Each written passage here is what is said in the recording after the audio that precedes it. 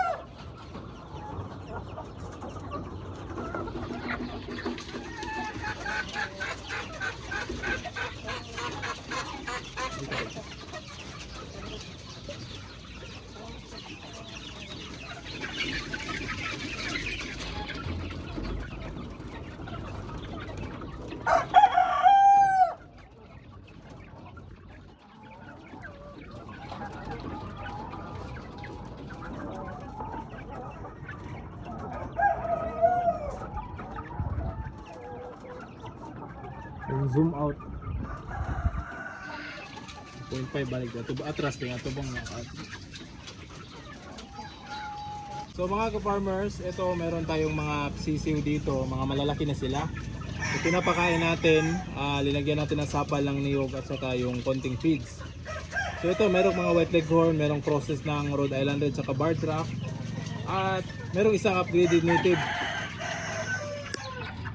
So ito yung upgraded native natin. Yan, malaking manok. So lalaki ito. Yan, maganda yung pangangatawan, parang asil talaga.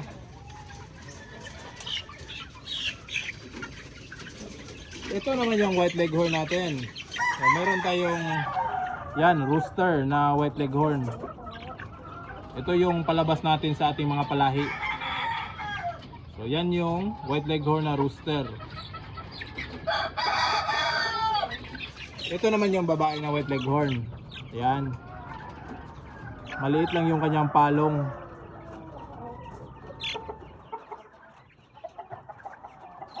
So dito sa 10 white leghorn na nandito, 4 yung babae, 6 yung lalaki. So ayos lang dahil marami namang ibang babae dito. So yung mga lalaki na mga heritage natin, itong process ng Rhode Island Red ay binibenta lang natin per kilo pangkatay. Kasi hindi naman natin magagamit yan dahil hindi pure. So palalakihin, pag aabot ng 1 kilo or 900 grams, pwede na silang katayin. Alright?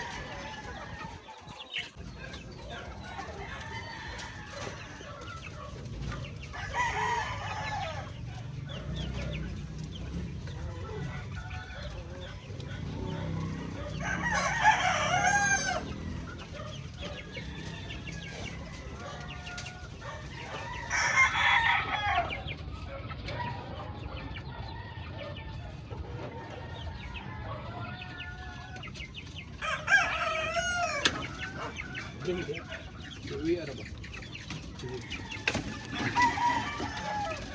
Tidak ada.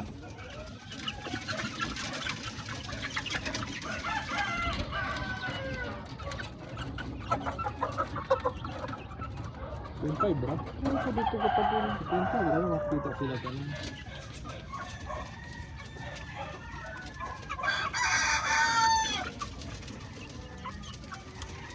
Dari dua ka white leghorn na sa laki. Tulo. Dua ka lakbay gani.